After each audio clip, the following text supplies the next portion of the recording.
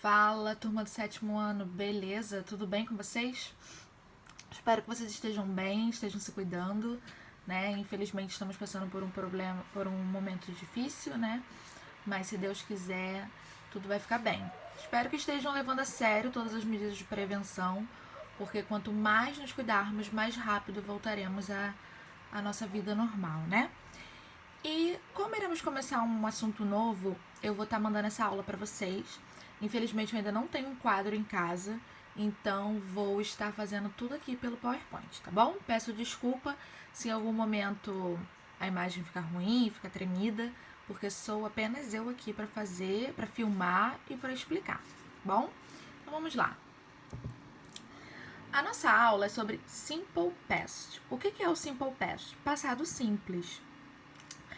O que é o passado simples? No inglês, nós temos dois tipos de passado. Um passado que começou no passado e continua até o presente, que é algo que vocês não irão estudar agora. E temos o passado simples, que é o Simple Past. O Simple Past ele é usado para indicar ações que já ocorreram, aconteceram lá no passado e não acontecem mais. A situação aconteceu e acabou. Por exemplo, fui ao dentista ontem. Bebi água ontem, estudei ontem, assisti TV semana passada. São ações que aconteceram e acabaram no passado, tá? Geralmente, os verbos no Simple Past eles se dividem em dois grupos, os regulares e os irregulares. Aí eu coloquei aqui alguns exemplos para vocês. Verbos no presente e no Simple Past, no passado. Talk, falar, buy, comprar. O talk, ele é um verbo regular, porque ele termina em ed. E o buy, ele é um verbo irregular, porque ele muda totalmente. E aí nós iremos ver um pouquinho sobre isso. Os verbos regulares. Eu vou falar para vocês sobre os verbos regulares. O livro de vocês, ele tá cobrando apenas os verbos regulares, mas eu também vou falar um pouquinho dos irregulares, tá bom? Então, vamos lá. Os verbos regulares terminam em ed. Já os irregulares não possuem uma terminação fixa, sendo encontrados em uma tabela de verbos. Começando as regras para os verbos regulares. Essas regras são somente na forma afirmativa, tá bom? Somente para frases na forma afirmativa. Qual é a regra geral? Acrescentar ed ao final do verbo. Então, regra geral, quando eu quero colocar um verbo no passado, ó, talk, falar. Quando eu acrescento ed, ele vai para o passado. Falou, falei, falamos. Work, trabalhar. Worked, trabalhou, trabalhei, trabalhamos. Dance, dançar. Quando eu coloco ed, ó, dançou, dancei, dançamos. Coloco o verbo no passado. O dance, ele já termina com a letra E. Então, eu não preciso repetir a letra E, não preciso colocar ED, apenas acrescentar o D, ok? Agora, verbos terminados em consoante mais Y. O que eu vou fazer? Eu vou tirar o Y e eu vou acrescentar IED. Por exemplo, estudar, study. Ó, termina em Y, mas antes do Y eu tenho um D. Então, o que eu vou fazer? O D, ele é uma consoante. Então, quando isso acontecer, o verbo terminou em Y e antes dele tem uma consoante, eu tiro o Y e acrescento IED. Então, ó, study, estudar. Olha o que aconteceu. Tirei IED, studied. Estudou, estudei, estudamos. Marry, casar. Ó, antes do Y tem uma consoante. Então, tiro o Y para colocar no passado e acrescento IED. Professora, o que é consoante? Gente, o que é uma vogal? A, E, I, O, U. O restante é consoante. Eu botei um OBS aqui, ó, o verbo play. Play termina em Y, mas antes do Y eu tenho uma vogal. Se isso acontecer, ele vai usar a regra geral, acrescentar ED. Ah, professora, por que eu não vou botar IED? Ué, eu falei para vocês que o IED é somente para verbos terminados em Y, mas antes do Y eu tenho uma consoante. Aqui no play eu tenho uma vogal, então eu não posso acrescentar IED. Ele vai acrescentar a regra geral, tá? Porque ele é Y, mas antes do Y tem uma vogal e não uma consoante, ok? CVC. O que é um CVC? Não é agência de viagem. O CVC é consoante, vogal, consoante. Quando o verbo for curtinho e ele terminar em consoante, vogal, consoante, eu vou escrever a última consoante novamente antes de acrescentar ED. Então, botei 2 exemplos aqui, ó. Stop. Stop. Ele é um verbo curtinho e ele termina, ó, consoante, vogal, consoante. T-O-P. Consoante, vogal, consoante. Quando isso acontecer, eu vou escrever a última consoante novamente e depois acrescentar ED. Olha lá. Stop, parar. Antes para colocar no passado, como é consoante, vogal, consoante, dobro a última consoante e acrescento ED. Drop, consoante, vogal, consoante, é um verbo curtinho. Escreva a última consoante novamente, ED, ok? Então, eu coloquei aqui, ó. Anna watched TV last night.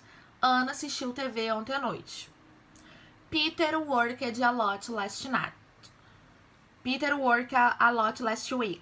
Peter trabalhou muito semana passada. As duas frases, elas estão no passado por quê? Porque eu estou usando ED no verbo principal. Geralmente, gente, como é que eu sei que é o verbo principal? O verbo principal é a segunda palavra da frase, tá? E observem, não usa verbo to be, não tem is, não tem are, não tem am, ok? É sempre sujeito, verbo principal, sujeito, verbo principal. Essa palavra aqui, que é a segunda, que vem após o sujeito, é o verbo principal. Então, é ele que vai para o passado. É ele que vai receber as regras de passado. Somente nas frases afirmativas, ok? Vamos lá. Antes de passar para o próximo slide, deixa eu falar uma coisa para vocês. Sobre os verbos irregulares. Os verbos irregulares, nós temos uma tabela com 151 verbos e que vocês encontram essa tabela no Google. Só vocês jogarem lá, tabela de verbos irregulares em inglês, porque senão eles vão dar para vocês de vários idiomas. E aí, lá nessa tabela, vocês irão ver o verbo no presente, passado, passado particípio e a tradução. Vocês irão usar sempre a parte do passado, não do passado particípio.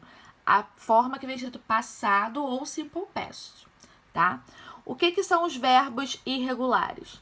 Mostrei, ó, buy vira bought. Se vocês procurarem o verbo go, ir, vocês irão ver que ele vira went. Se vocês procurarem o verbo write, escrever, vocês verão que ele vira wrote.